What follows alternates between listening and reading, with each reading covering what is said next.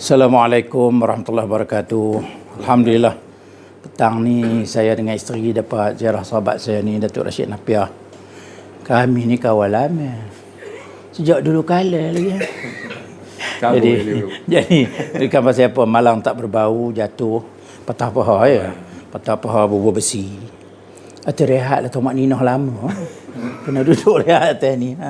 Jadi apapun ini penyakit yang tak diduga, tiba-tiba berlaku. Apa rasa?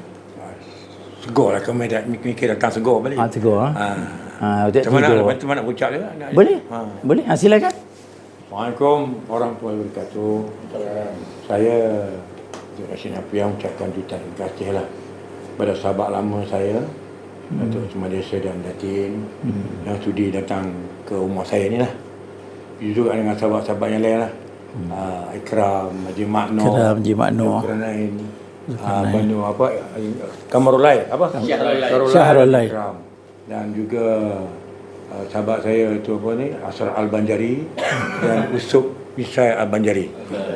Jadi kena sebut tu. Sebut Quran nanti dia marah. Jadi saya ucap terima kasih lah sebab banyak kenangan manis dengan Datuk Semmadesa ni sebenarnya. Sahabat baik saya pernah tidur di rumah dia di tepi sungai tu, dan saya alhamdulillah dengan dengan jodoh saya dengan Hamizan hingga sekarang 40 lebih lah. Alhamdulillah. Dan insyaAllah kalau tidak ada barang melintang, kami dapat cucu cicit tu mana tahu kan. Alhamdulillah.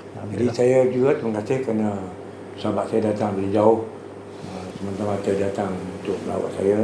Dan juga pak mentua dia pun patah betapa, mak betul saya pun betapa. Jadi nampak. jadi mungkinlah ini takdir lah. Jadi saya ucap terima kasih, dan saya minta kalau boleh sahabat-sahabat saya, Datuk Semmadesa dan juga Datin dan rakan-rakan saya menyambut selera. Boleh insya-Allah.